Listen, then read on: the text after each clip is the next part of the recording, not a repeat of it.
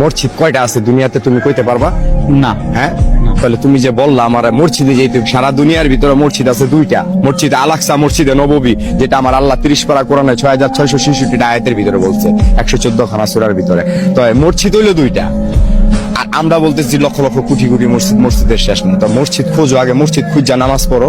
মানুষ দেখা এমন ইমাম, যে ইমামের পিছনে নামাজ পড়তে হইব, যে বেতনভুক্তদারির পিছনে কোনোদিন নামাজ হবে না।